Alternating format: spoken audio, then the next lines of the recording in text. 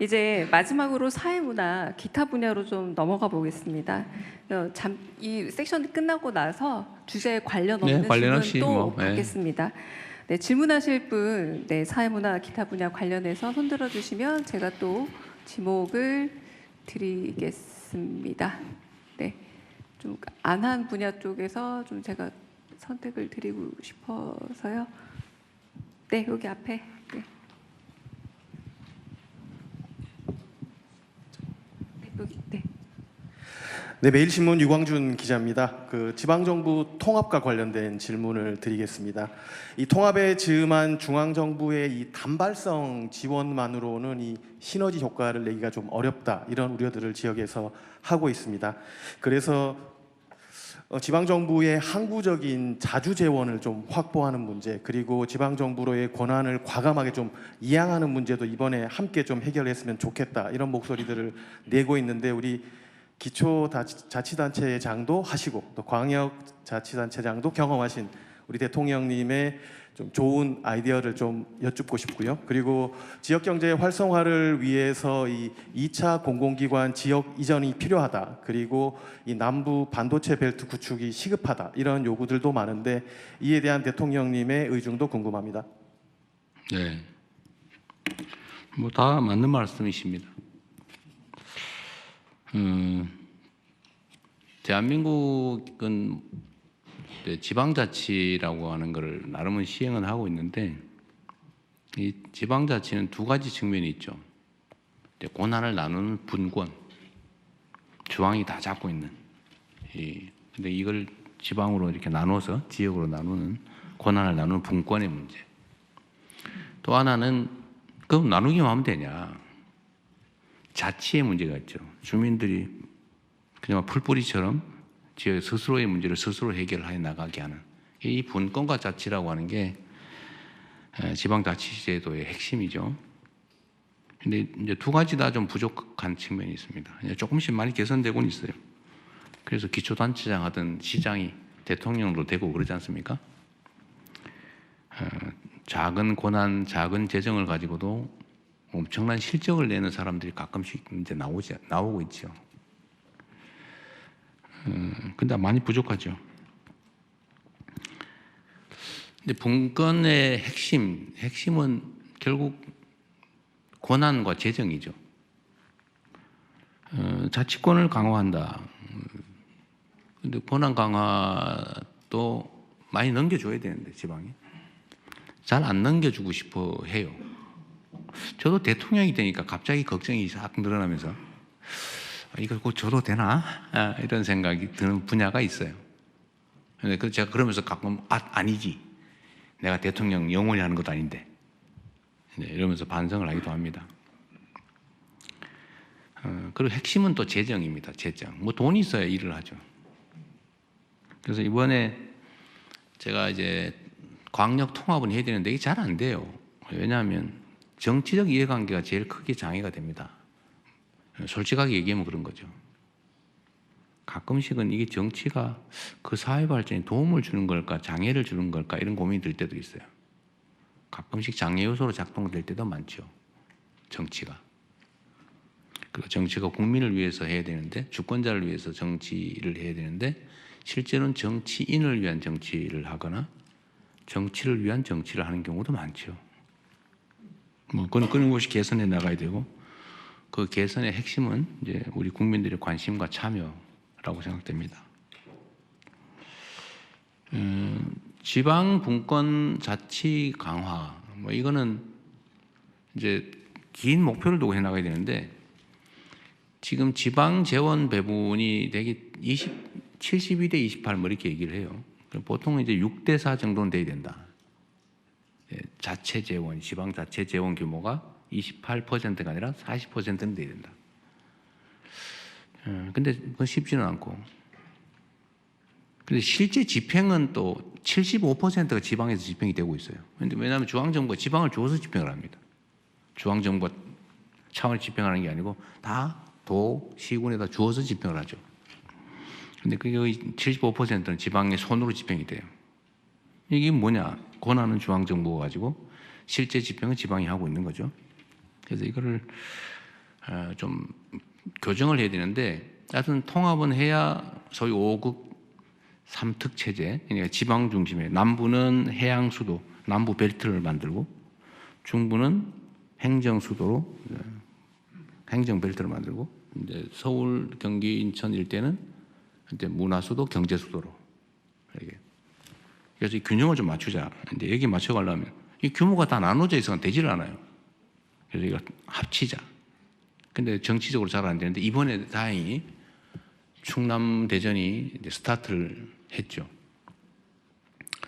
근데 이게 제가 들여다 보니까 말로는 하자는데 진짜 하려고 하는 걸까? 이 생각이 좀 들어서, 그러면 재정이나 지원을 해줄 테니까 이번 기회에 좀 해보시라고 하니까 전남 광주가 갑자기 우리 하겠다고. 그래서 제가 재정을 대폭 늘려서 지원을 해주겠다 그러면 대개 65대 35 정도에 해당되는 만큼을 한번 배정을 해보겠다. 장기 목표니까 통합은 미리 해준다는 차원에서. 그리고 거기서 좀 더해서 그래서 5조 원, 최대 5조 원까지 연간 4년 제 임기 안에 하면 4년 하면 20조 원 정도를 지원해 줄 수 있겠다. 계산을 좀 해보고 좀 무리가 발생하긴 하지만 이렇게 안 하면 통합이 안 되겠다 했더니 효과가 좀 있는 것 같아요.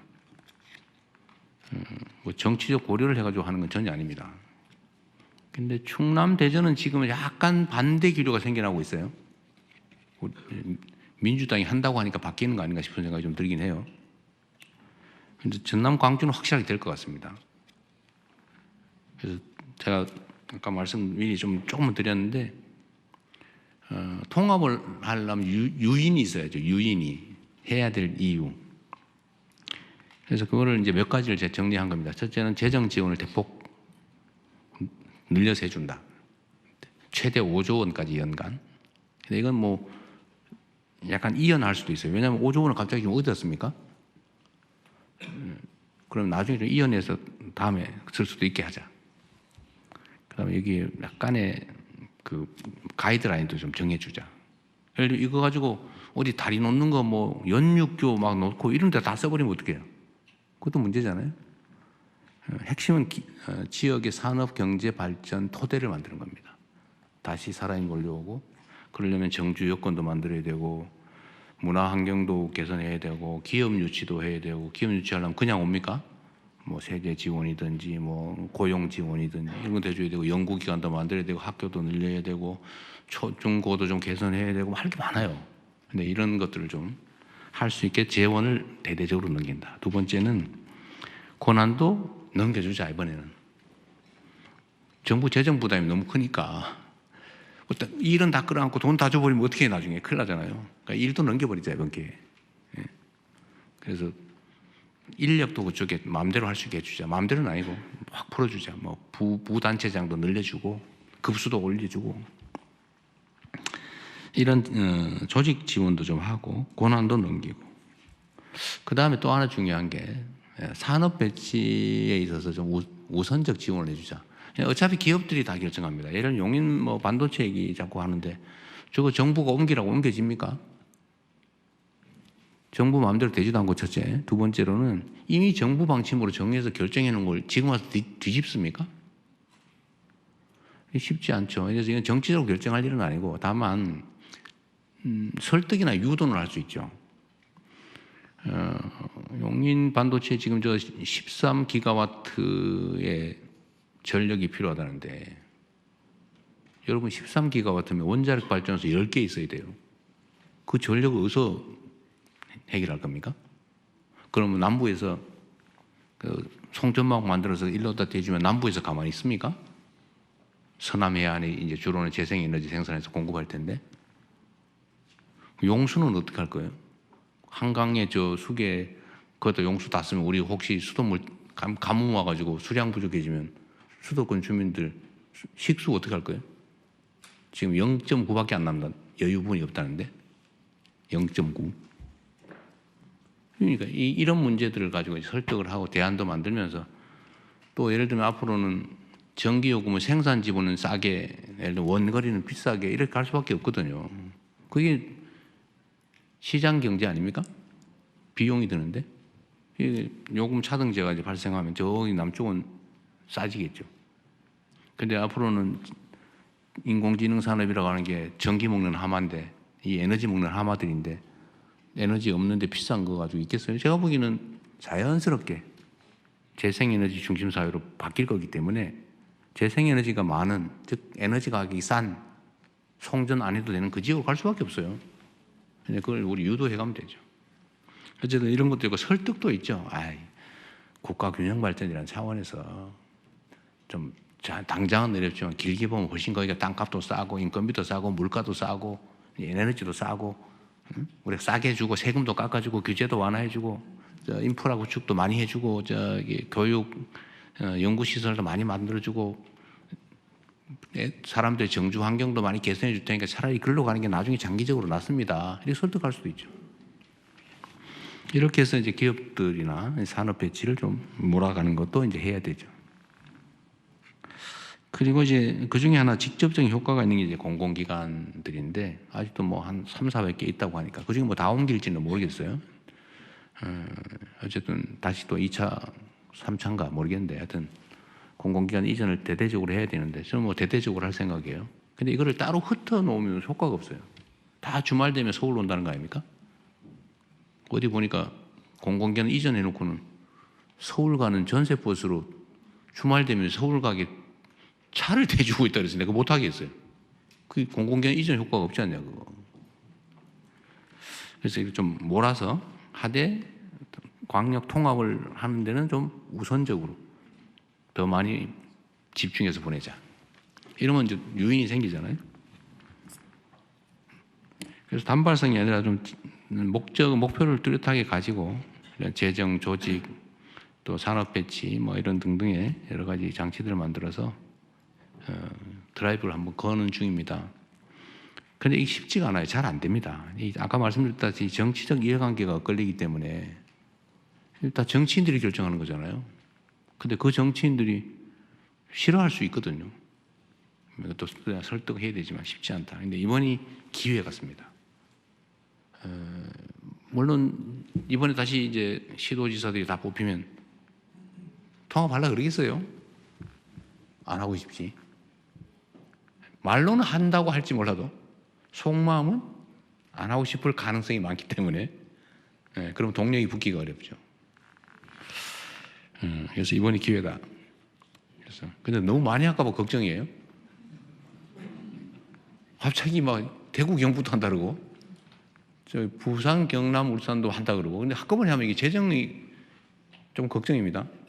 너무 한꺼번에 해가지고 저는 한두 군데 될까 말까 이렇게 생각했는데 뭐 4개가 동시에 한다 그러면 이게 약간 재정에 충격이 오는데 그러면 또 수를 또 생각해 봐야죠. 네. 대통령님 원래 시나리오상 제가 읽어야 될 멘트가 아쉽게도 준비된 시간이 그거 좀 이따 다 하세요. 된 것 같습니다. 좀 이따 하시고. 원래는 네, 지금부터는 말씀드리고요. 자유롭게 하시죠. 맞습니다. 네, 다음 질문하실 분 손 들어 주십시오. 네, 그냥 아무나 빨리 하세요. 네, 시간 없으니까. 오마이뉴스 이경태 기자님. 네. 뭐 평소에 마음에 이건 번외니까 평소에 감정 있는 대로 다 해서 제 하세요. 중요한 역할 중 하나가 네, 공정하게 하는 거예요? 마음대로 하세요. 마음대로. 공정과 시간. 네. 질문 기회 주셔서 감사합니다. 네. 오마이뉴스 이경태 기자입니다. 네. 그 아 대통령 윤상혁 기자. 오마이뉴스의 이경태 기자입니다. 아 네네. 네. 그 아까 말씀하신 용인 반도체 클러스터 전력 문제 관련해서 질문드리겠습니다. 그 전력이 많이 필요하기 때문에 지금 송전선로 변전소 설치에 관련해서 지금 지역 주민들의 반발이 거셉니다. 특히 입지선정위원회의 어떤 졸속 운영 그리고 비민주성에 대해서 지역민들이 반발이 커지고 이것이 수도권과 비수도권의 어떤 갈등으로도 격화되고 있는데요. 이에 대해서 아까 전에 말씀하신 부분들이 보상책이 될 수는 있겠는데 구체적으로 정부가 어떻게 지역 주민들을 설득하고 어떤 보상을 줄 수 있을지 고민하고 있는지 대통령님의 생각을 듣고 싶습니다. 네. 이건 아까 뭐 미리 말씀드린 거라서 그냥 간단하게 말씀드리겠습니다. 기업들의 배치 문제는 제가 전에도 뭐 자주 말씀드린 건데 정치권에서 부탁한다고 해서 되지 않습니다. 기업은 돈이 되면 부모가 말려도 해요. 돈이 안 되면 아들이 부탁해도 딸내미가 부탁해도 안 합니다. 그게 기업이에요. 경제적 유인이 가장 중요하죠. 누가 그 손해나는 일을 망할 일을 하겠습니까? 불가능하죠. 기업 입지 문제도 마찬가지예요. 그런 여건을 조성해야죠. 여건을. 갈 수 있는 여건을. 장기적으로 혜택이 됩니다. 뭐 정부가 가진 수단은 많아요. 그런 얘기 여러분도 있죠. 아시겠지만 시장을 이기는 정부도 없지만 정부를 이기는 시장도 없습니다. 시장과 정부는 그런 관계죠. 용인 반도체 문제가 워낙 규모가 크고 또 이게 뭐 2048년, 50년 뭐 이렇게까지 계획된 거잖아요.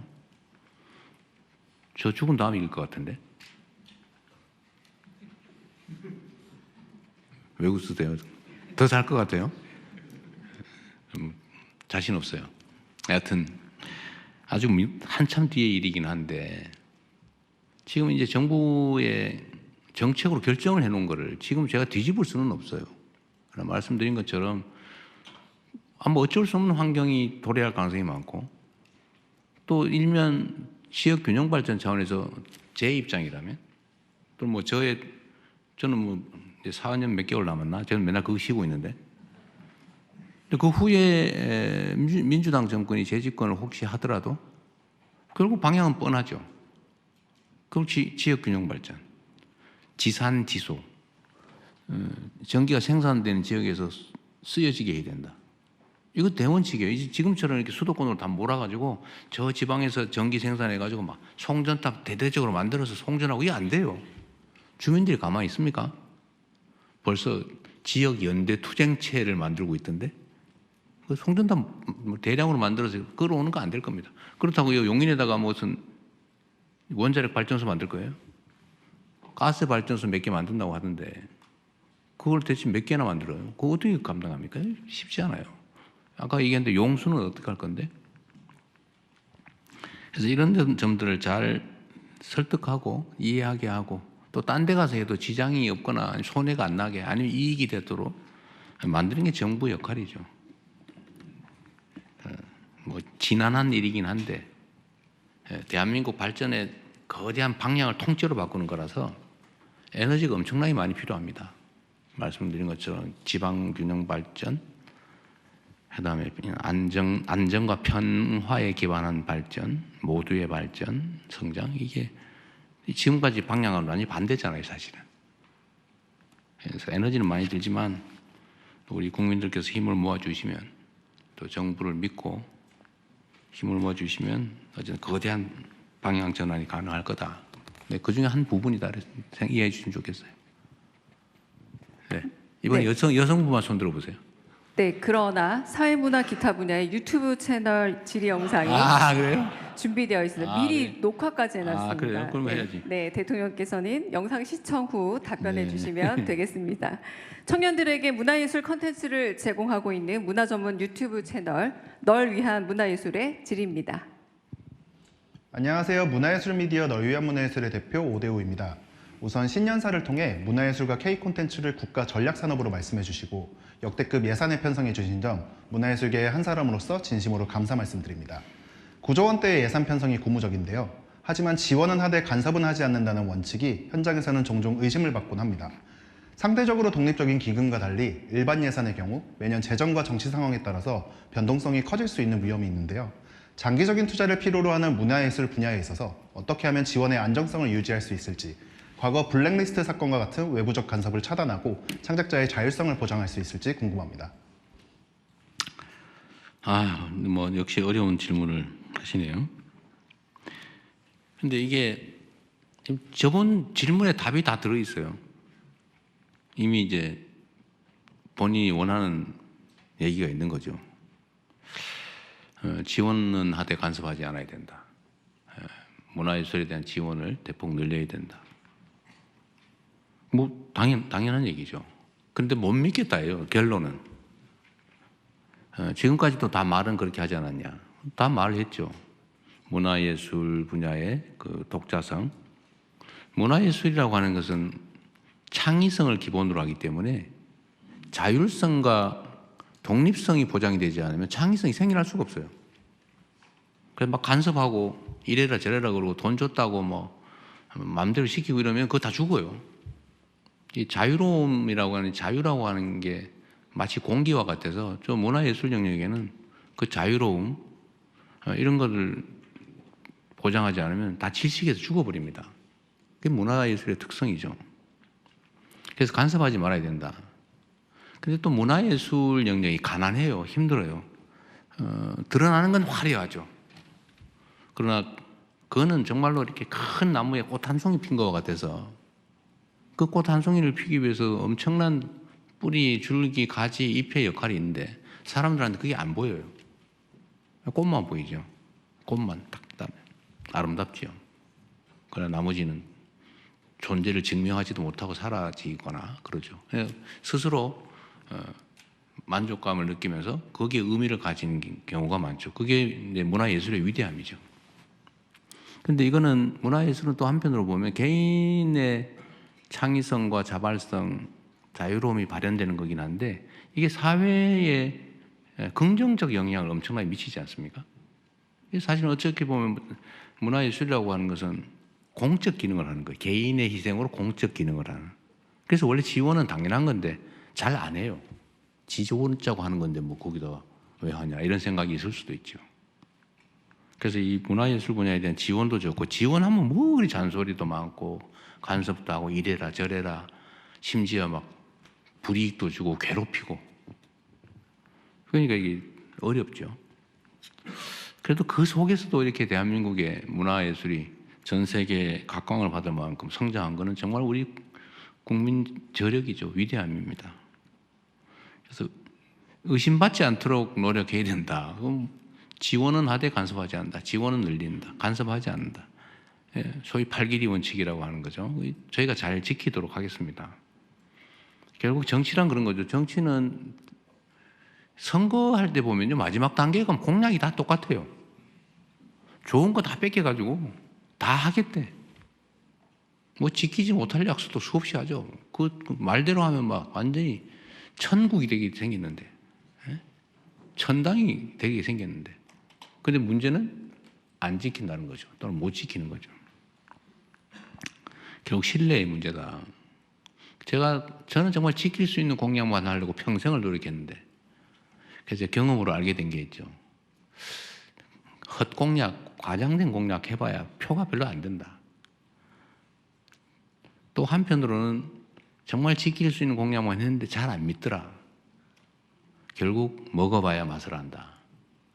결국 신뢰죠. 그래서 제가 지킬 수 있는 공약만 약속만 하고 말한 건 정말로 지키려고 노력했고 그게 이제 큰 자산이 됐는데 이 문화예술 분야에 대한 제가 지원하되 간섭하지 않는다.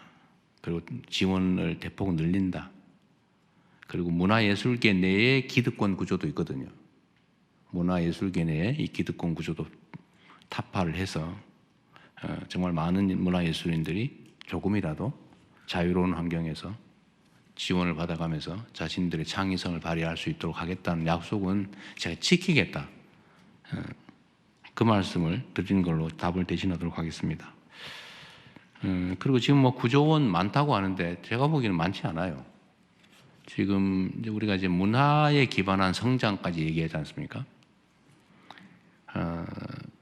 지금 수출 기업들이 물건을 팔아서 이제 대한민국 경제가 살아가고 있는데 수출 기업들이 막 물건 선전을 열심히 외국에다 돈을 엄청나게 주고 광고를 하는데 그 별로 큰 효과가 없어요. 그런데 캐대헌에 거기서 뭘 하나 슬쩍 보여주거나 이러면요, 막 그게 막 폭발을 해요. 그게 문화의 힘이죠. 한국의 문화, 한국의 음식, 한국의 감성 또는 한국의 풍경, 한국의 행동, 태도 이런 게 이제 문화를 타고 이제 알려지면 그냥 한국 좋아, 한국 물건 좋아, 한국 스타일 좋아, 한국 음식 좋아 이렇게 되는 거예요. 이게 이제 대한민국 경제가 살아가는 거죠. 그래서 제가 제외 공간들도 문화와 산업 진출의 교두보로 대대적으로 전환하겠다. 근데 어제 국무회의도 그 얘기 잠깐 말씀드렸는데 이제 문화에 기반한 성장을 우리가 추구하는 측면에서 보면 아직 문화에 대한 지원은 매우 취약하다. 잔뿌리를 키우는데 우리가 아직은 투자가 충분치 못하다. 그냥 그 척박한 땅에서 막 억지로 살아나온 거예요. 그게 대한민국의 문화를 전 세계에 알리고 있는데 거기다 물도 주고 비료도 주고 흙도 깔고 잡초도 좀 제거해주고 이렇게 했으면 얼마나 빨리 성장하겠습니까? 근데 그러기엔 매우 부족하다. 그래서 하도 답답해서 제가 이거 추경이라도 해야 되는 거 아니냐, 문화예술 분야 지원이. 지금 뭐 영화계도 망한다 그러고 뿌리가 썩어 들어간다는데 지금 해외에서 그런 분석을 하거든요. 제가 봐도 좀 그런 위험성이 있어요. 그래갖고 겉은 화려한데 꽃은 정말 화려하게 피었는데 뿌리가 썩고 있어요. 새로운 싹이 자라지 못하고 있어요. 무슨 뭔 플릭스인지 뭔지 거기에 다 뺏겨가지고 지금 국내에 무슨 작품 제작이 아예 안 된다고 하잖아요. 이거 어떡할 거예요? 극장 다 문 닫아가고. 그래서 심지어는 극장에 개방한 영화를 그 무슨 OTT인가 이런 데 틀으려면 다른 나라는 막 10년, 1년 후에나 틀어라 이런 법조항도 있대요. 6개월 후, 뭐 90일, 60, 우리나라 아예 그런 거 없다는 거죠. 홀드백 규정. 네, 뭐 여하튼 우리나라 아예 그런 게 없다는 거 아니에요? 근데 뭐 그래서 사람들이 극장 갈 이유가 없어요. 좀 있으면 OTT에 나오는데 뭐하러 극장 갑니까? 집에 앉아가 요거만 하고 있으면 되는데. 그냥 살아남을 수가 없어요. 그냥 이런 제도적 보완도 해야 되는 거죠. 하여튼 제작비 지원도 해야 되고.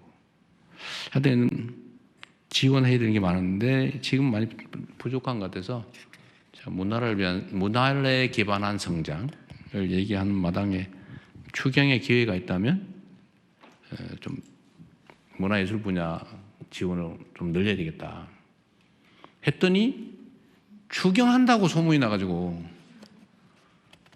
엄청나게 뭐 몇 조, 몇십 조씩 혹시 적자 국채 발행해가지고 추경하는 거 아니야? 뭐 이런 걱정하는 사람들이 있던데 그런 건 안 합니다. 그건 그렇게 되지는 않고 또 세원이 여유가 생기고 또 추경을 하는 기회가 생기면 문화예술 분야에 대해서 좀 집중적으로 늘리겠다 그런 취지라는 거 이해해 주시기 바랍니다. 이제 제가 지명 좀 할까요? 네, 이번에 대통령께서 지목하신 우리 맨 앞에 계신 순서입니다. 흰 옷 입으신 네. 분. 제가 지금부터 짧게 하도록 하겠습니다. 네.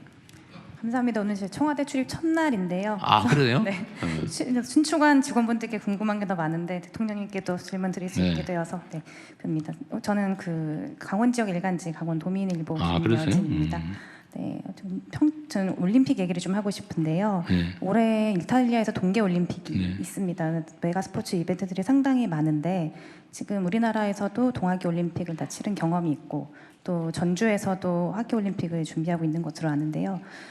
지금 올림픽 전문가들 사이에서는 그 동계 올림픽을 치를 수 있는 국가들이 상대적으로 적다. 그래서 다시 한번 한국이 가져갈 수도 있다라는 진단이 나오고 있습니다.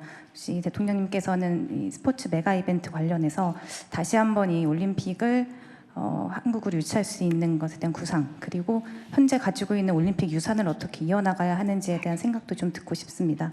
평창올림픽의 경우는 평화도 그렇고 문화도 그렇고 여러 레가시가 많은데요. 네. 좀 이어가는 노력이 좀 부족한 것 같아서 그에 대한 구상 네. 듣고 싶습니다. 이번에 그 이탈리아가 올림픽을 3번째 연다고 하는 것 같아요. 대한민국도 이제 88 올림픽을 통해서 국제적으로 많이 알려지고 그 외에 이제 스포츠 강국으로 계속 성장 발전해 왔는데 앞으로도 저는 국제 대회들 가능하면 좀 열어 나가는 게 국가 발전에 도움이 된다고 생각합니다. 가능하면 유치하도록 노력해 보겠습니다. 네, 또 네. 더 빨리빨리 해서 합시다. 네, 이번에 제가 좀 경향신문 정원보 기자님. 네. 네, 경향신문 정원보 기자입니다. 저는 검찰 개혁 좀 여쭤보고 싶은데요. 그러게 그 얘기를 왜 안 하나 그랬어요. 네, 그래서 기다렸습니다. 그 공소청법하고 중수청법 이제 정부안이 나왔었는데 대통령께서 지시하시기는 여당에는 숙의를, 정부에는 수렴을 지시하셨는데요. 여기 법안 자체에 대한 대통령님의 평가에 관해서는 들은 바가 없는 것 같습니다. 그리고 과연 이제 어떤 구조로 어떤 방향으로 검찰 개혁이 이루어져야 된다고 생각하시는지 말씀 듣고 네. 싶습니다. 제가 인사 문제도 검찰 인사는 뭘 그리 어렵습니까? 또 각종 개혁 조치도 검찰이 관계된 건 뭘 그리 복잡하고 어려운지 모르겠어요. 이게 다 업보죠, 업보. 저는 뭐 극단적으로 그런 생각이 들기도 합니다. 검찰이 하도 저지른 업보가 많아가지고 마녀가 된 거 아니냐. 뭐든지 미운 거예요. 뭐든지 믿을 수가 없어요. 제가 어찌 보면 이 마녀 같은 진짜 마녀 말이에요. 가짜 마녀 말고 검찰에 가장 많이 당했다고 생각해요. 제가 기소된 것만 한 20건 되는 것 같아요. 20건. 문제만 되면 증거 뭐 없어서 다 기소해가 너 한번 고생해봐. 그리고 혹시 코드 맞는 판사 있으면 유죄 받아가 너 한번 죽어봐. 제가 2002년부터 시작된 일이죠. 제가 검찰이 관련된 소위 파크뷰 특혜 분양 사건 그 폭로했다가 그때부터 검찰과 야견이 시작됐습니다. 그 PD가 와가지고 우리 하필이면 그 전에 막 나 검사인데 뭐 이렇게 전화하다가 안 돼가지고 제 사무실에 난 인터뷰하려고 있었는데 그때 마침 콜백이 온 거예요. 그 저끼리 나 검사인데 그걸 막 통화한 게 옆에 있네. 이따가 나 오후에 재판 준비를 해야지. 나 바빠 죽겠네. 이따 하도 뭘 희한한 나도 모르는 얘기 하고 있길래 가서 나 한번 들어봐서 카메라에 대고 하여튼 뭐 그래서 결론은 검사를 사칭 범죄로 질문을 가르쳐줬다. 검사 이름 가르쳐줬다. 그러니까 너 공범이다. 그때가 시작이었어요. 저를 잡는 게 목표였죠. 진짜 이 전화하고 나 검사인데 말이야 너 나한테 사실대로 이렇게 봐줄게 뭐 이렇게 전화해가지고 이게 다 불어버린 거죠. 그 시장이. 그 사람은 처벌도 안 됐어요. 나만 처벌됐어. 그게 시작이죠. 파크뷰 특혜 분양 사건에는 검사들이 관련이 있었죠. 대장동. 그 검사들이 해먹은 거 아닙니까? 한 패로. 하여튼 큰 부패 사건에는 검찰이 들어있더라고 보니까 내 경험으로. 그래서 그 악연 이후로 뭐 건수만 되면 기소돼가지고 다행히 이 법원에서 무죄를 제가 무죄 받은 것도 참 많아요. 그 살아남아서 여기까지 왔죠.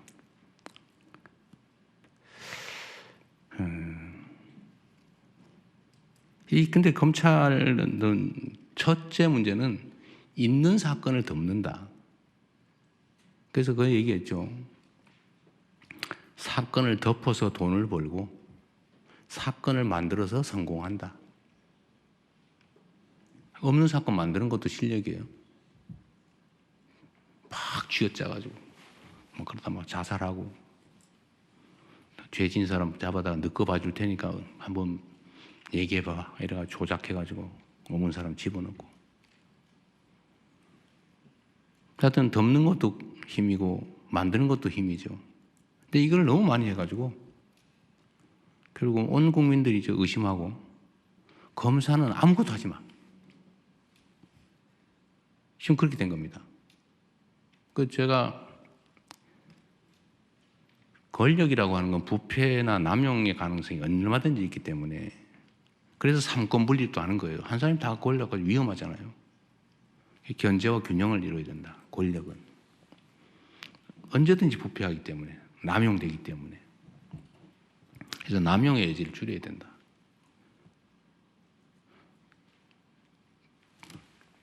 수사와 기소를 분리해야죠. 기소하기 위해서 수사를 하거나 수사를 합리화하기 위해서 기소해가지고 안 되는 거 알면서 가짜 증인 압박해가지고 유죄 만들고 이러면 안 되잖아요. 분리해야지 당연히. 이거는 대원칙이죠. 원래 그렇게 하기로 했으니까. 그런데 그러면 이거를 예를 들면 그런 거예요. 그러면 공소청을 만들면 이제 검찰청이 이제 공소청으로 바꾸기로 했잖아요. 그건 뭐 법률상 가능하니까. 중수청, 공소청. 공소청의 책임자 이름을 명칭은 뭐라고 할 거냐? 공소청장이라고 할 거냐? 검찰총장이라고 할 거냐? 공소청 안에는 검사들이 일하는데. 근데 헌법에 검찰총장이라고 써져 있어요. 헌법에. 검찰총장이 뭐 한다. 검사가 뭘 한다. 이렇게 써져 있어요. 근데 그거를 헌법에 어긋나게 검찰총장이 없애버리면 됩니까? 그런데 검찰 안 돼. 검찰자 쓰지 마. 공소청장이라 해야 돼. 지금 이러고 있잖아요. 못 믿겠으니까. 미우니까. 의심되니까. 그 의심이나 미움이나 이거 다 이해하죠. 그러나 법을 체계를 어길 수는 없다. 예를 들면. 근데 그런 걱정이 있는 거죠. 보완수사이기. 저는 보완수사를 안 하는 게 맞다고 생각해요. 그러나 예외적으로 필요한 경우가 있어요. 공소시효가 이틀밖에 안 남았는데, 예를 들면 송치가 왔어요. 이틀밖에 안 남았어. 간단하게 어디 물어보면 돼. 예를 들면. 그런데 이거를 보완수사가 전면 금지가 되면 경찰로 다시 보내고 가는데 이틀, 오는데 이틀 하고 끝나버려요. 예를 들면 이런 경우 어떡할 거예요? 간단하게 확인하면 될 일을. 그런 경우에 남용의 가능성을 봉쇄하고 없애고 아주 예외적인 경우에 남용의 여지가 없게 안전장치를 만든 다음에 그런 거 정도는 해주는 게 실제로 국가 업무를 효율적으로 처리하는 길이기도 하잖아요. 이 검찰개혁의 핵심은 검찰한테 권력을 뺏는 게 목표가 아니에요. 그건 수단과 과정이죠. 진짜 최종 목표는 국민들의 권리 구제예요. 국민들의 인권 보호, 국민들의 권리 구제. 억울한 범죄 피해자가 구제받을 수 있게 가해자를 처벌을 제대로 하는 거. 그거 해야죠. 그거 중요한 얘기잖아요. 억울한 피의자가 없는 죄 뒤집어 쓰거나 지은 죄 이상으로 가혹하게 대가를 치르지 않게 하는 거. 인권보호. 이거 중요하잖아요. 이게 목표지. 누군가의 권력을, 조직의 권력을 뺏는 게 목표가 아니란 말이에요. 그건 수단과 과정이죠. 근데 이게 용서가 안 되는 분들이 있어요. 이해해요. 이때까지 저지른 일이 있으니까. 하여튼 요만큼만 여지가 생기면 악용을 해가 나쁜 짓을 하니까. 의심이 정당화되죠. 그러니까 이걸 봉쇄해야죠. 그거 동의해요. 그럼 어떻게 할 거냐? 그럼 어떻게 예외를 만들고 예외에 대한 안전장치를 어떻게 만들까를 막 지금 고민을 하고 이번에는 의제가 아니에요. 이번에 공소청, 중수청 그거는 나중에 더 연구해야 된다 이거는. 그래서 미정 상태예요.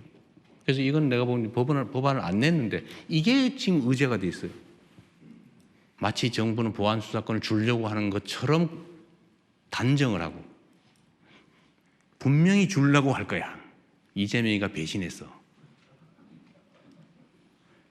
지지철에 이러고 있어요. 뭐 다 그러는 건 아니에요. 일부. 근데 이것도 뭐 틀린 얘기는 또 아니에요. 포기한다고 딱 깔끔하게 하면 좋은데 거기서 생긴 문제는 어떻게 할 거냐. 더 검토해야 된다. 이번에는 아니다. 이번에는 조직 체계만 하자. 근데 이게 지금 전면에 올라와 있어요. 이거 가지고 막 다투고 있어요. 이게 문제예요. 어려운 거죠. 이거 업보예요, 업보. 누구의 잘못도 아닙니다. 검찰의 잘못이에요. 근데 검찰도 이러면 생각해 보세요. 한 명이 아니에요. 그 2,000명이 넘는 검사가 있는데 그 중에 이런 나쁜 짓 한 검사 몇 명이나 됩니까? 한 10% 될까요? 누가 그러는데 200명 뭐 그렇게 얘기했잖아요. 오염된 권력을 남용하는 또 남용할 생각을 가진 것으로 의심되는 나머지 1,800명은 또는 최소 1,000명 이상 절반가량은 내가 보기에는 내가 검사로서 정말 억울한 사람 없게 국민의 인권을 보호하고 나쁜 놈 처벌하고 내가 평생을 여기 이런 사람이 있단 말이에요. 그 사람 다 그런 건 아니잖아요. 모두 그런 건 아니다. 그래서 이런 걸 다 고려해야 되는 게 이제 정부의 입장이죠. 저는 이 세부적인 내용을 다 물론 다 제가 검토하진 않아요. 그럼 물론 보고는 봤지요. 이렇게 얘기하고 있습니다. 그래요. 정부에다 맡겨놨으니까 얘기를 하고 정부안이 최종안이 될 수도 없잖아요. 입법은 국회가 하고 분명히 논쟁이 막 벌어질 텐데 그렇다고 해서 그 논쟁이 두려워서 그냥 검사의 모든 권력을 완전하게 뺏는 방식으로 그렇게 해놓으면 나중에 책임은 어떻게 질 건데요? 정치는 그래도 되죠. 정치가 자기 주장 막 하면 됩니다. 그러나 행정은 그러면 안 되죠. 책임이 더 크죠. 그래서 이 검찰개혁의 최종 목표는 인권보호와 피해자 보호에 있다. 법과 질서를 정의롭게 지키는 데 있다. 이게 여기에 가장 합당한 길이 뭐냐? 남용의 가능성을 봉쇄해야 된다. 오케이. 그러나 효율성이 제거돼서도 안 된다. 그게 뭐냐? 머리 아프죠? 어떻게 알아 그걸? 시뮬레이션 엄청나게 해봐야 돼요. 모든 남용의 가능성을 다 검토를 해가지고 다 봉쇄해야지. 의심스러우니까. 과거에 그랬으니까. 그래서 그런 면에서 당이 해라, 당이. 당도 집권 세력의 중요 부분이잖아요. 정부도 마음대로 하면 안 되고 그래서 수기하자. 시간을 충분히 갖고. 대신에 감정적으로 하지 말자. 또 감정적으로 하는 분도 이해를 해줘야죠. 내가 당한 게 얼만데. 나라 망할 뻔했다. 이재명 죽을 뻔했다. 저 죽을 뻔했잖아요. 수없이 있었던 온갖 그 계기 중에 단 한 개라도 어그러졌으면 저는 죽었겠죠. 구속영장이 발부됐거나 유죄 판결이 났거나 아니면은 뭐 법정 측면에서 본다면 또는 뭐 또 고등법원에서 신속하게 선고해서 대법원에 넘겨서 확 기각해버리거나 이틀 만에 기각, 이틀 만에 파기환송도 하는데 하루 만에 기각은 못 하겠어요? 고등법원에서 판결 그냥 그 당일 선고해버리고 대법원에 하루 만에 넘겨서 그날 선고해버리면 끝이지 뭐 어떡할 건데. 그러려고 했던 거 아니겠어요? 그러나 어쨌든 국민들의 힘으로 살아남았죠. 근데 그 과정을 겪은 이 검찰이나 아니면 이 잘못된 사법제도에 대해서 피해 입은 국민들이 가진 그 엄청난 불신과 그 어쩌면 증오, 그것도 이해를 해야죠. 그런 것도 다 해소해 나가야 된다. 그리고 사법에 대해서도 내가 얘기 나왔으니까 말씀드리는데 저는 불이익을 받은 것도 있고 혜택을 본 것도 있지만 혜택 본 게 훨씬 많아요. 여하튼 결론적으로는 전에 2018년에 4건으로 기소됐다가 잠깐의 우여곡절이 있었지만 결국 법원이 다 무죄 선고해서 살아남았잖아요.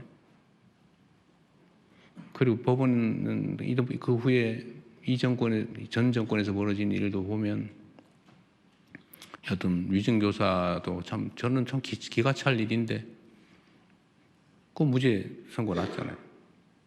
선거법도 뭐 우여곡절이 있었지만 항소심에 무죄 났잖아요.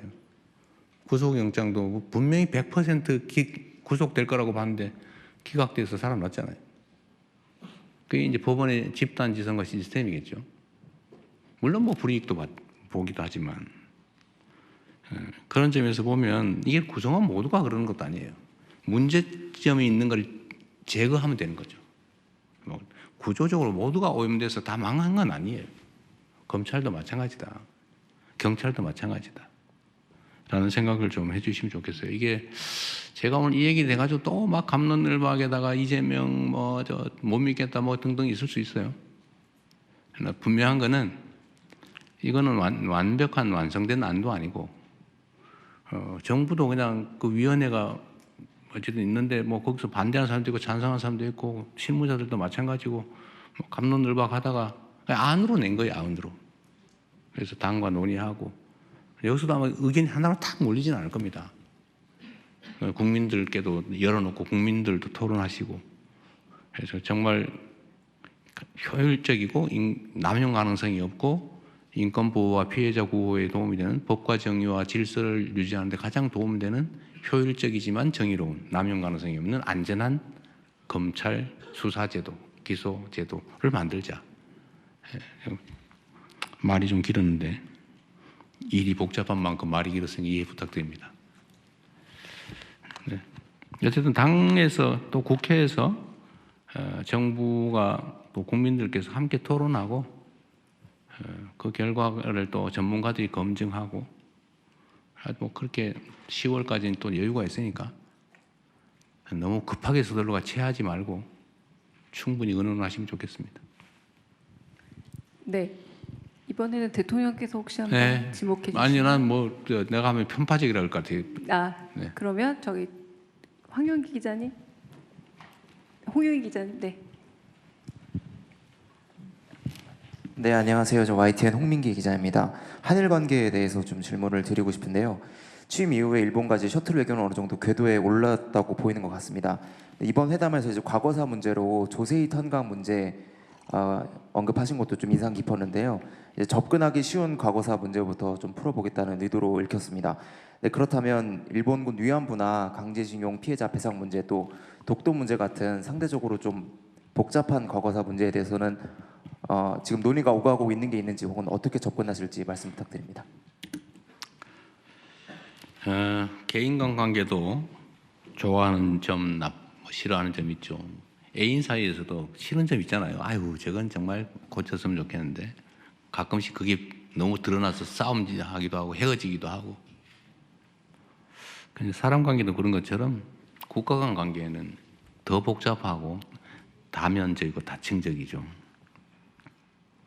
좋은 점도 있고 나쁜 점도 있고 협력해야 될 점도 있고 규명해야 될 점도 있고 싸워야 될 점도 있고 또 같이 웃어야 될 점도 있고 그렇죠.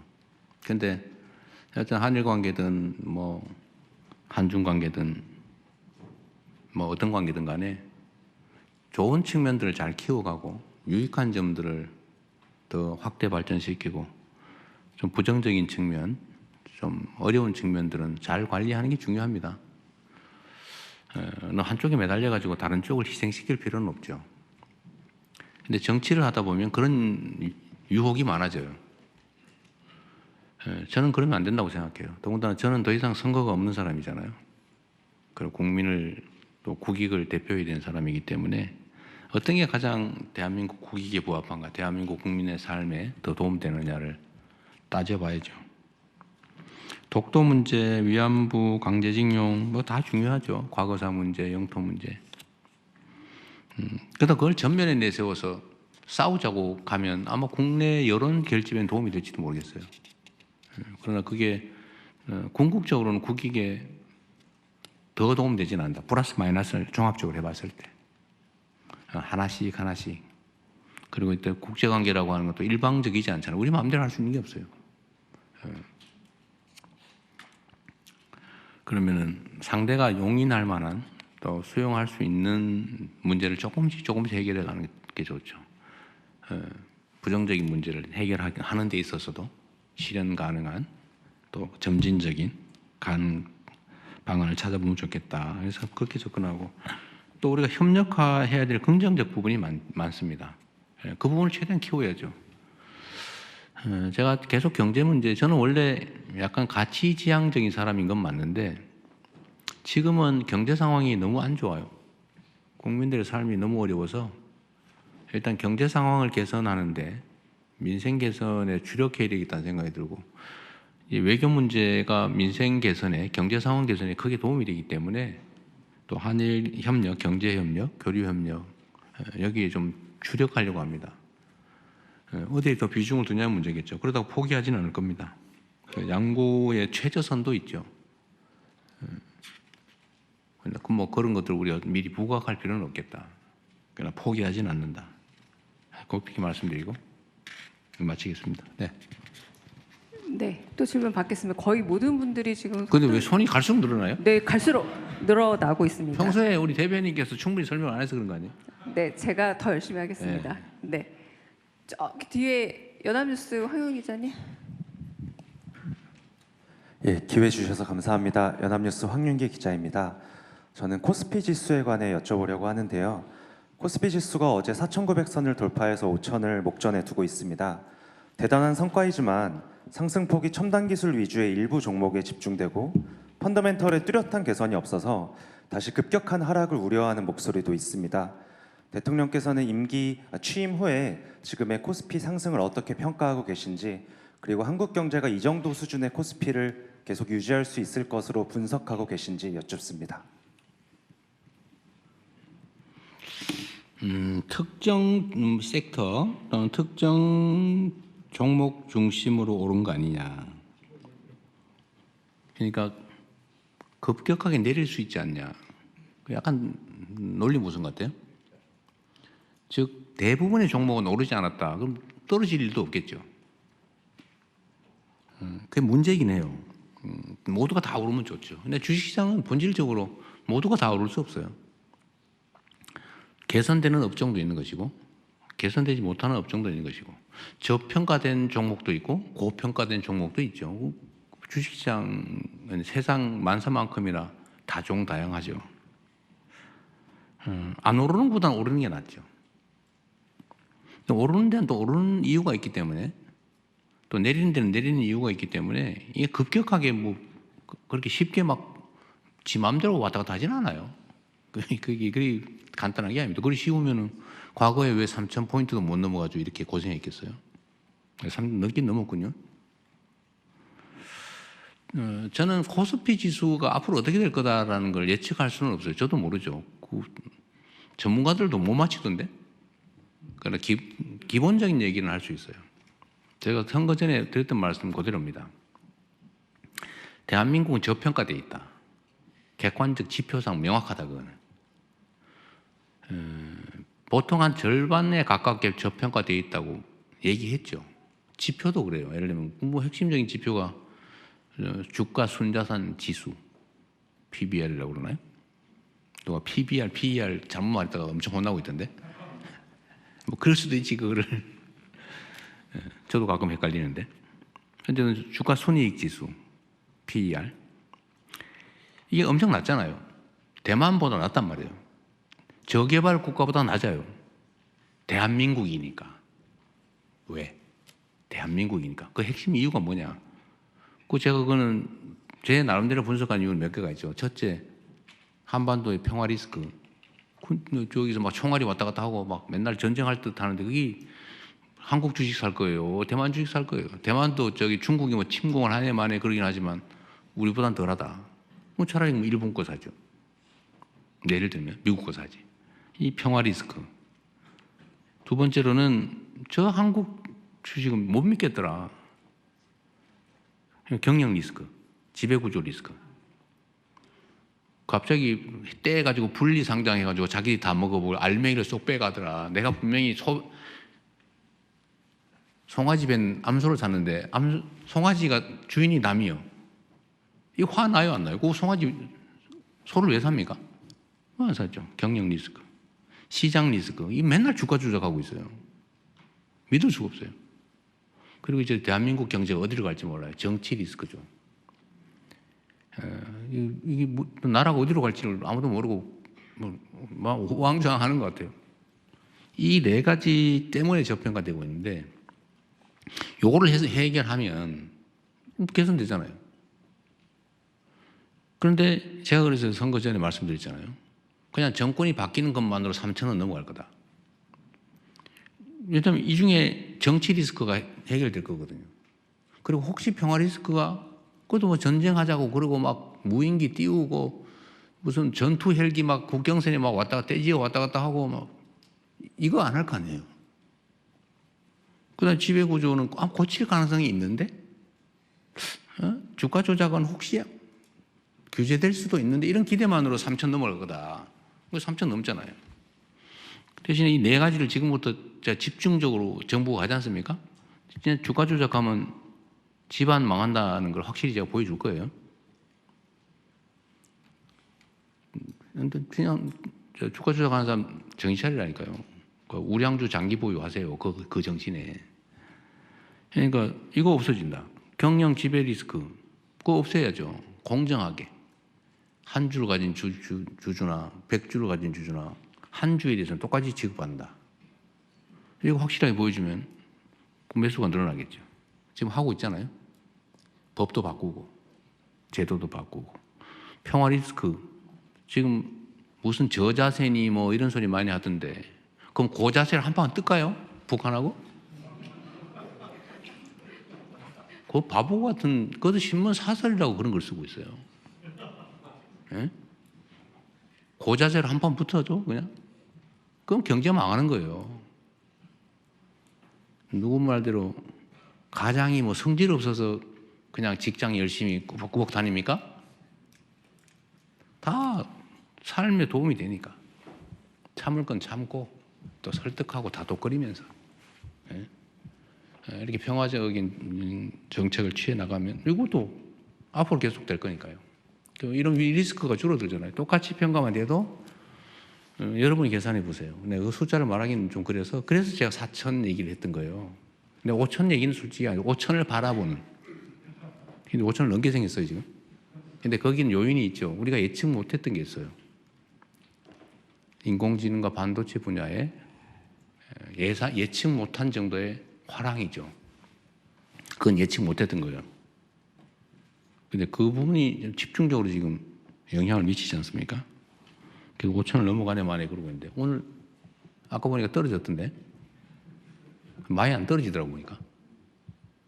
속이 말해서 대기 매수세가 엄청 있다는 거 아니에요. 어제 밤 분위기로는 확 떨어졌어야죠. 그죠? 어제 미국장이나 국제 정세에 비춰보면 대폭락을 했어야 되거든요. 지금 얼마 떨어졌는지 모르겠는데. 하여튼 그게 우리 장의 지금 현재 상황이죠. 그리고 저는 이게 주가를 뭐 인위적으로 부양하는 게 아니고 정상화가 중요하다고 본 게 제가 그때도 선거 전에도 말씀드렸던 건데 국민의 재산을 늘리는 겁니다. 국가의 부를 늘리는 거예요. 대한민국 기업이라는 이유로 똑같은 기업이 왜 싸구려 취급을 당합니까? 아니, 똑같은 금 한돈 반지인데 이재명이가 가진 거는 2만 원이고 저분이 가진 거는 5만 원 또는 저분이 가진 건 80만 원이에요. 왜? 말이 안 되잖아요. 가난하잖아요. 제가 가격 받아야지. 내가 가지고 있는 반지가 한돈짜리인데 이거 80만 원짜리야 라고 평가받으면 내 재산이 수십 배 늘어난 거 아닙니까? 근데 이게 왜곡되어 있었단 말이에요. 이거 정상화. 중요하잖아요. 이제 정상을 찾아가는 중이라고 저는 생각해요. 정상을 찾아가는 중. 그리고 이제 혹시 대폭락이 오지 않을 그건 저도 모르죠. 그러나 뭐 투자는 신중하게 자기 판단하에 해야죠. 제가 전에도 말씀드렸지만 제가 첫 주식 투자를 본의 아니게 소형 작전주를 샀다가 대성공을 하는 바람에 간이 부어가지고 그 다음에 마구 소형 주를 마구 샀다가 IMF를 맞아서 어떻게 됐겠어요? 그때 제가 풋 옵션 거래까지 했었어요. 선물을 넘어서서 선물도 하고 풋 옵션까지. 근데 IMF를 맞았으니 어떻게 됐겠습니까? 풋 옵션을 팔았는데 1,000원, 2,000원 벌겠다고?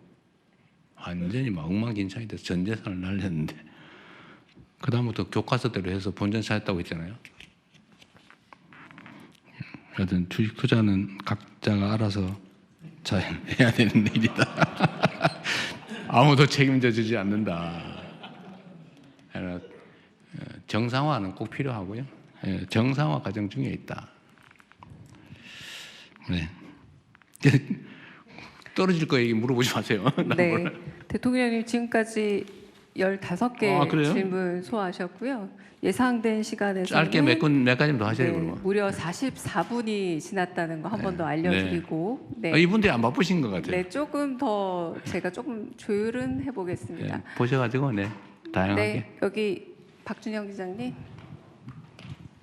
제가 이름을 다 얼굴은 좀 알 것 같은데 이름을 몰라가지고 내가 말. 안녕하십니까 대통령님. 저 데일리 한국의 박준영입니다. 질문 기회 주셔서 감사합니다. 네. 저는 대규모 개인정보 유출 사태가 발생했던 쿠팡에 대해서 질문드리고 싶습니다. 아시다시피 쿠팡은 한국에서 매출의 90% 이상을 올리면서도 미국 기업임을 내세우면서 미 의회를 상대로 로비를 벌이고 있습니다. 네. 쿠팡을 포함해 글로벌 플랫폼 기업이 국내 규제를 회피하려고 할 때 대통령께서는 통상 마찰과 경제 주권 수호 사이에서 어떤 식으로 대응하실지 궁금합니다. 글로벌 기업이든지 국내 소기업이든지 관계없이 법과 원칙에 따라서 상식적으로 대처하도록 할 겁니다. 그 다음에 국제규범이라고 하는 것도 있기 때문에 글로벌 기업 규제 문제는 뭐 유럽의 사례들도 꽤 있어서 우리가 거기에 맞춰서 상식적으로 또 대한민국 주권 국가라고 하는 그 점도 고려해서 정당하게 처리하면 된다고 생각합니다.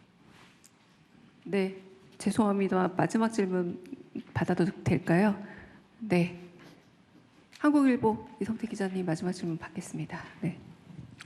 예, 대통령님 안녕하십니까? 저 한국일보 이성택이라고 합니다. 저는 그 정치 관련해서 대야 관계 관련해서 하나 여쭙고 싶습니다. 이제 그 장동혁 국민의힘 대표가 이제 특검을 수용 요구를 하면서 단식 7일차에 접어들었는데요. 그리고 또 한편으로 요구하는 것이 1대1 대통령님과 단독 회담을 좀 요구를 하고 있습니다. 이런 정국을 대통령님께서 좀 어떻게 풀어가실 생각인지 하나가 궁금하고, 그 장동혁 대표의 그 1대1 만남 제안에 응하실 생각이 있는지 궁금합니다. 뭐 소통과 대화는 중요하죠. 뭐 야당 대표도 당연히 필요하면 만나는데 필요하고 유용할 때 만나야 되겠죠. 전에 봤더니 제가 하지도 않은 말 지어내가지고 정쟁을 유발하는 수단으로 쓰는 분들도 계시더군요. 뭐 그러더라도 계속 만나기는 해야 될 것 같고, 지금은 여야 간 대화가 우선인 것 같습니다. 뭐든지 제가 다 개별 정당과 다 이렇게 직접 소위 말하는 직접 대화, 직거래를 하면 여야 관계나 여의도 국회에는 어떻게 되겠어요? 충분히 대화하고 거기서 좀 더 추가의 뭐 돌파구가 필요하거나 또는 대통령의 정치적 결단이 필요하거나 이러면 그때 만나는 게 맞다고 생각합니다. 네. 네. 좀 더 하세요. 내가 짧게 하겠네. 제가 짧게 얘기하면 될 것 같아요. 네. 우리 여기 뒷부 여기 앞에 성함이 누군데 기억이 안 나. 한 번에 무슨 말씀인지 한번 해보십시오. 저한테 좀 사각지대라서 네, 죄송합니다. 네. 중앙일보 네, 우현석 기자. 중앙일보요? 네, 저한테 딱 사각지대였습니다. 그러게. 네. 중앙일보 우현석 기자입니다. 그 어제 국무회의에서 그 원전 얘기 한번 원전 네. 얘기하셔서 그 지금 에너지 고속도로가 호남에서 이제 송전탑 이슈 때문에 어려움이 좀 있는데 네. 원전도 결국 송전탑 이슈 같은 게 또 있을 그럴 수밖에 수 없잖아요. 있죠. 그런데 이제 그걸 여론조사 국민 여론 말씀하시면서 약간 신규 원전에 좀 열어놓으신 것처럼 느껴지는데 좀 어떻게 고민하고 계신지 부탁드립니다. 네. 저는 원전 문제가 너무 정치 의제화됐다는 생각을 합니다. 필요하면 안전성 문제를 포함해서 뭐 검토할 수 있는 거죠. 근데 이게 마치 그 이념 전쟁의 도구처럼 이렇게 인식되는 게 바람직하지 않다는 생각입니다. 그리고 최근에 이제 국제 추세나 또는 에너지의 미래 이런 것들을 좀 고민을 해보면 엄청난 에너지 수요가 있는 건 사실인 것 같고, 또 재생에너지의 간헐성 문제, 그러니까 낮에는 발전이 되는데 바람 불 때는 발전이 되는데 그럼 아닌 때는 아예 안 되고 이런 문제, 이런 문제에 대한 대응, 소위 기저전력을 어떻게 확보할 거냐 문제, 하여튼 이런 것들을 다 많이 고민을 해봐야 되겠다. 너무 이렇게 이념적으로 닫혀 있는 거 옳지 않겠다, 그 생각을 해서 그냥 그런 원칙적인 말씀을 드린 겁니다. 그러니까 필요한지 안전한지 국민의 뜻은 어떠한지 이런 것들을 열어놓고 판단하자, 그런 얘기였습니다. 더군다나 이제 국가 계획도 이미 확정이 됐는데 이 국가 정책의 안정성, 지속성이라고 하는 측면에서도 뭔가를 결정했는데 정권 바뀌었다고 마구 뒤집고 이러면 이게 예측 가능성이 떨어져서 경제 주체들의 그 경영 판단이나 이런 미래 예측에 좀 장애를 주는 측면이 있어요. 그래서 제가 아까 뭐 예를 들면 위안부 또는 뭐 그 강제징용, 강제동원 문제나 또는 뭐 이런 문제에 대한 기존의 합의가 그렇게 마음에 들지는 않는데, 국가 간 합의라고 하는 것도 뭐 정권 바뀌었다고 막 뒤집고 이러면 국제적 신뢰에 문제가 있어서 좀 기본적으로 존중하지 않을 수 없다는 말씀을 드리는 거예요. 아마 이것 때문에 좀 불편하거나 좀 불만인 우리 국민들께서도 계실 겁니다. 특히 원칙적인 입장을 가지신 분들. 그래서 이 원전 문제도 좀 비슷한 측면이 있어서 그 점도 좀 고려는 해야 되겠다. 이미 정기 기본 계획에 넣어놨는데, 그리고 국제적으로 보면 원전 수출이 어쨌든 중요한 저희 과제이기도 하잖아요. 시장도 엄청나게 사실 많이 늘어나고 있고 원전 시장이 뭐 그런 점들까지 좀 객관적으로 고려하자 그런 취지였습니다. 앞으로 뭐 어떻게 할지는 또 최종 결정은 남아 있으니까요. 좀 공론화도 거치고 의견 수렴도 하고 논쟁도 하고 좀 열어놓고 하자 그런 말씀이었습니다. 네. 외신에 한번 기회를 주시죠. 지방 혹시 그래요? TBC 황상현 기자님 먼저 하고 외신 기자에게 넘어가겠습니다. 네. 예, 질문 기회 주셔서 감사합니다. 대구 경북을 가시청권으로 하는 TBC 대구 방송의 황상현 기자입니다. 지금 올해 국정 방향이 지방에 방점을 두는 것 같아서 감사의 마음을 먼저 전합니다. 그런데 그 지역의 공공재인 지역 지상파 방송들이 많이 어렵습니다. 생존의 위협을 받고 있는데 이게 결국 지역민들의 피해로 돌아갈 수밖에 없습니다. 또 국회에서 예산이 통과됐는데도 그러니까 증액됐는데도 삭감된 경우도 있고요. 이에 대한 대통령님의 생각과 또 정책 방향을 듣고 싶습니다. 네, 뭐 어려운 문제죠. 그건 뭐 국회 예산 심의 과정은 저도 뭐 얘기는 들었는데 그게 뭔 말인지 잘 모르겠더라고요. 어쨌든 뭐 법 규정 체제상의 문제가 좀 있었다고 하는 것 같고, 지역 언론뿐만이 아니라 이제 언론 진흥이라고 하는 거는 뭐 중요한 국가적 과제죠. 근데 언론은 이렇게 지원받고 존중받고 보호받는 핵심적 이유는 제대로 된 정보를 전달하고 또 비평 그다음에 권력 감시 활동을 객관적으로 해서 국가 시스템 유지 발전에 도움이 되니까 그러는 건데, 또 한편으로 보면 언론이 권력화돼 가지고 중요한 정치 집단의 한 구성원인 것처럼 행동하는 경우도 꽤 많아요. 그리고 이제 요즘은 이제 소위 뉴미디어의 역할도 매우 커지고 있죠. 전통적 언론들의 역할도 결코 무시할 수 없는 부분이어서 언론 진흥은 지금도 계속해야 될 국가 정책이긴 합니다. 근데 이 지역 지방 방송 지원은 어디 홍보수석이 거기 있어요? 어제도 준비를 하고 있다고 그러신 것 같아요. 예, 그렇습니다. 네, 뭐 세부적인 얘기 나중에 설명해 주시고요. 네. 안 하셔도 돼요. 네. 어쨌든 의견을 물어보는 거니까 지원의 필요성은 우리도 공감하고, 실제 전에 국회에서 문제된 부분은 좀 해소하려고 지금 홍보수석실에서 준비하고 있습니다. 네, 대통령 말씀처럼 저기 아까 앞쪽에 했으니까 뒤쪽에 회색 이 옷 입으신 맞습니다. 가운데 뒤 돌아보시는 남성분 아니요 저쪽 뒤 죄송합니다. 아니 저 뒤에 그 남성분 죄송합니다. 앞에 아까 기회를 드려서요. 죄송합니다. 질문 기회 주셔서 감사합니다. 일본 교도통신의 나가오 기자라고 합니다.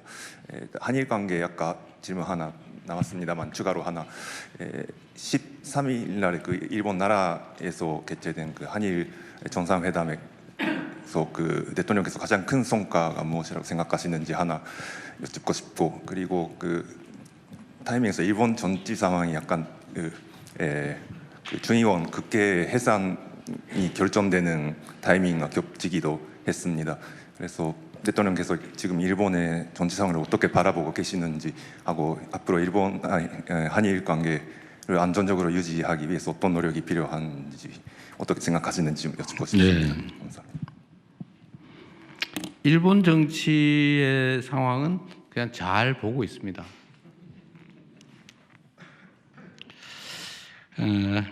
이번 한일 정상회담의 성과라고 한다면 정상 간 신뢰 강화, 그리고 한일 국민들 간의 공감도의 제고, 이런 게 큰 성과가 아닌가 싶어요.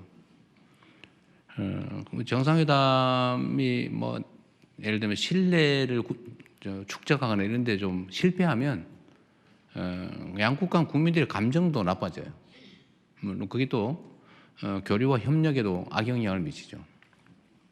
근데 이번에 한일 정상회담에서는 다카이치 총리께서 각별한 배려를 해주신 덕에 한일 관계는 정서적으로도 매우 많이 좋아졌다고 판단이 되고 또 실질적인 영역에서도 많이 개선될 여지들을 우리가 만들어냈다라고 생각됩니다.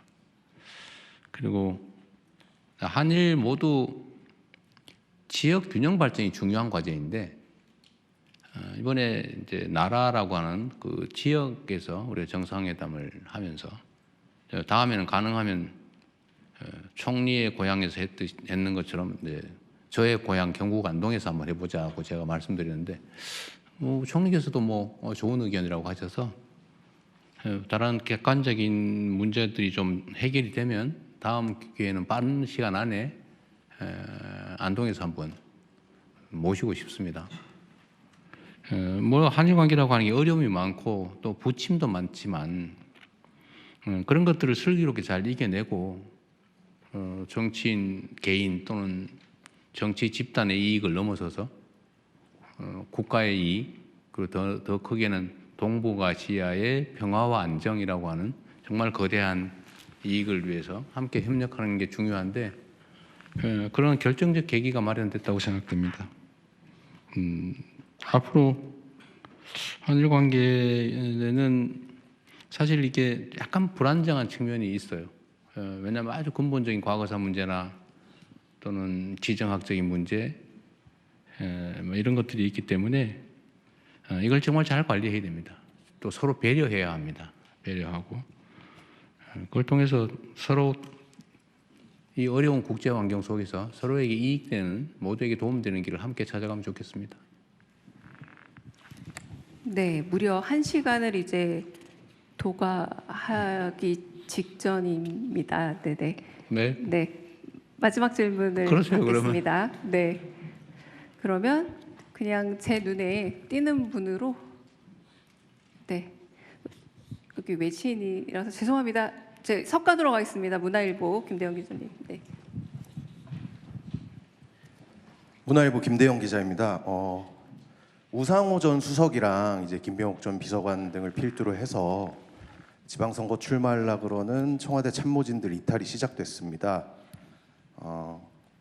그 중에서도 사실 기자들도 그렇고 국민들도 그렇고 많이 관심을 가질 것 같은 부분이 대전 충남이 이제 통합이 되면 여권 내에서 어떤 후보군이 나올 것이냐일 텐데 제가 사실 30대인데 제 주변에 이제 대통령님 지지하는 친구들 얘기를 들어보면 그 친구들이 대통령님하고 여기 계신 강훈식 비서실장님의 사이를 서로 사랑하는 사이다 이렇게 좀 표현을 하더라고요. 그래서 제가 질문 드릴 부분은 대통령실 참모진의 지방선거 출마가 대통령님의 국정 운영에 득이 된다고 생각하시는지 그리고 사랑하니까 떠나보내실 수 있는지 이렇게 궁금합니다. 문화일보라 그랬죠.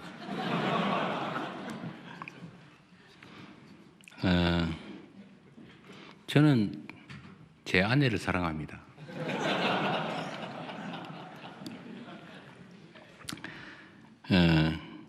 그리고 우상호 등은 이탈을 한 게 아니고 자기 역할을 충분히 하고 또 자기 길을 찾아가는 것이죠. 우리가 무슨 꼭 같이 가야 되는 떨어지면 안 되는 관계는 아니니까 이탈은 아닌 것 같아요. 그분도 그분의 뭐 삶이 있는 것이고 또 정무수석으로서의 역할을 충분히 잘 했어요. 또 후임은 또 후임대로 자기 역할을 잘 하겠죠. 뭐 어떤 사람이 어떤 정치적 선택을 하는가 하는 것은 제가 이래라 저래라 할 수도 없고 또 한 가지는 전혀 예측 불능입니다. 알 수 없죠. 정치는 뭐 살아있는 뭐라고 그러던데 개구리처럼 어디로 뛸지 알 수 없다고. 상황은 어떻게 될지 알 수 없죠. 그냥 저로서는 지금 제가 맡은 역할을 열심히 할 거고 우리 참모들도 자기 역할을 그 자리에서는 뭐 마지막 순간까지 최선을 다해주기를 기대합니다. 근데 뭐 언제 사랑하는 사이로 징그러. 아닙니다. 네. 대통령님께서는 여사님을 모두를 사랑하죠. 사랑하신다는 우문의 현답을 주셨습니다. 네, 국민 여러분을 대신해서 국내외 언론 잠깐만요. 여러분들과 저기 내가 이거 네. 꼭 물어봐야 되겠다는 거 진짜 시간이 지연돼도 이건 꼭 물어봐야 네, 되겠다. 요거는 절실하다. 대통령께서 지목 한번 해주십시오. 아니 뭐지 많아요. 밤새려고 그러세요? 네. 저기 얼굴은 안 보이는데 흰 팔. 네, 뭔 말씀인지 한번 네, 그렇게 안녕하세요. 절박한지 한번 들어보겠습니다. 네, 안녕하세요. 저는 신화일보 김가혜 기자라고 합니다. 대통령님 어제 그 국무회의에서 2차 종합특검법이 의결이 됐는데요. 이게 이제 최장 수사 기간이 170일이다 보니까 올해 그 6월, 3월 지방선거에 영향을 끼치지 않겠느냐는 우려의 목소리가 나오고 있습니다. 여기에 대한 대통령님 생각 궁금합니다. 감사합니다. 선거에는 봄바람조차도 영향을 미치죠. 바람이 세냐, 약하냐, 따뜻하냐, 춥냐, 비 오냐, 비 안 오냐, 모든 게 선거에 영향을 미칩니다. 그 특검은 뭐 거기에 영향을 미치는지 안 미치는지 잘 모르겠어요.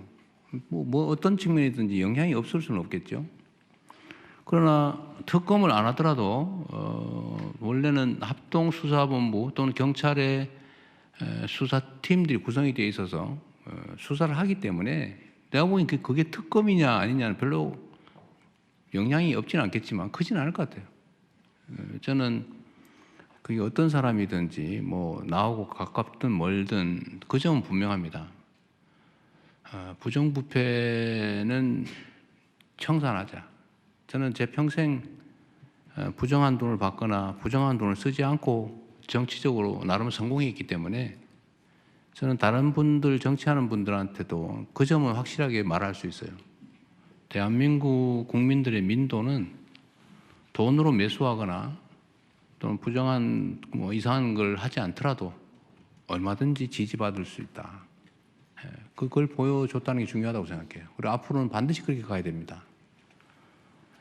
그런 점에서 뭐 저는 피하 가리지 않고 그게 뭐 특검이든 검찰이든 경찰이든 원칙대로 엄정하게 수사할 건 하고 진상은 가려서 책임은 엄정하게 물을 건 묻고 또 억울한 사람 생기지 않게 하자는 점은 다를 바가 없기 때문에 저는 특검이냐 아니면 일반 검찰 경찰이냐 큰 차이는 없을 것 같아요.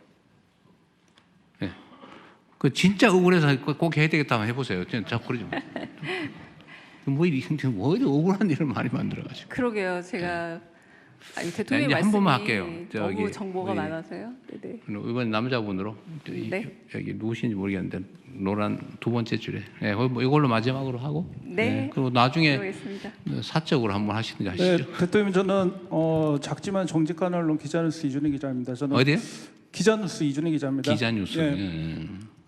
저도 한 10수년 만에 처음 질문을 대통령께 드려가지고요. 감사드립니다.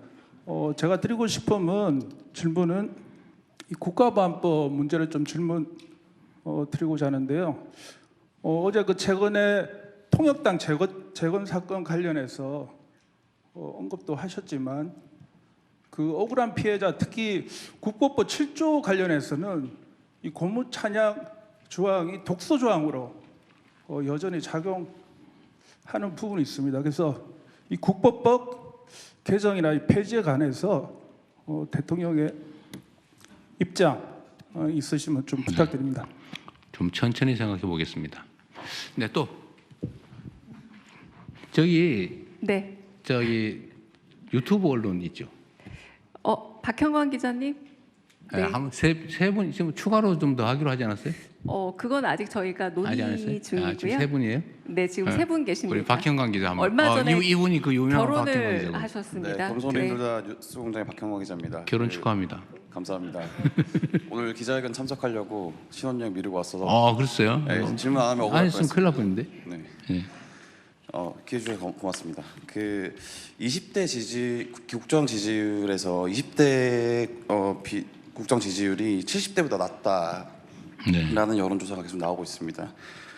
2030 세대의 정치 성향은 온라인 커뮤니티, 유튜브, 소셜 미디어 등을 통해서 형성되고 있다라는 분석도 계속 주를 이루고 있는데 이것이 그 온라인상의 어떤 가짜 뉴스가 배포되고 있는 것과 좀 상관관계가 있다라고 보입니다. 대통령께서는 정부 공식 발표보다는 좀 자극적인 정보에 영향을 많이 받는 청년들과 소통하기 위해서 좀 어떤 방안을 강구하고 계신지 궁금합니다. 민주당 그리고 저에 대한 지지율이 이제 20대 남자 그리고 이제 60, 70대 나이가 드신 분들한테서 상대적으로 낮은 건 사실이죠. 그 중에 이제 20대 그 중에서 특히 또 20대 남자 여기는 그래서 저는 가짜 뉴스 때문이라고는 단정하지는 않습니다. 저는 그런 것 때문이라고 생각해요. 우리 사회의 이제 성장 발전이 이제 지체가 되면서 이제 기회 총량이 줄어들었고 청년 세대들의 그 진입이 사회 진입이 매우 어려워졌죠. 그리고 그 중에서도 상대적으로 이제 20대 남성들은 예를 들면 군복무라든지 또는 뭐 여러 영역에서 상대적으로 좀 불리한 상황에 처했다라고 생각을 하게 되는 것 같습니다. 그 점은 저는 타당성이 있다고 봐요. 그리고 더 심층적 조사에 의하면 20대들이 그 보수적이 된 건 아니고 개별 사안에 대한 판단들을 보면 여전히 진보적이라고 해요. 정책에 대한 선호도나 판단에 있어서는. 그러나 행동 자체는 지금 정권에 대해서 좀 반대되는 경향이 좀 많다. 근데 그거는 뭐 결국 그 정치나 아니면 우리의 책임이라고 생각해요. 기회가 많이 줄어들었고 기성 체제 또는 기득권에 대해서 저항감을 갖는 게 또 당연하잖아요. 근데 자기들은 기회가 없는데 어쨌든 아마 20대들이 보기에는 민주당도 이재명도 상당한 기득권자 아니겠어요? 그리고 저항하는 뭔가 이렇게 불만이 있고 또 10대, 20대는 질풍노도의 시기이기도 하고요.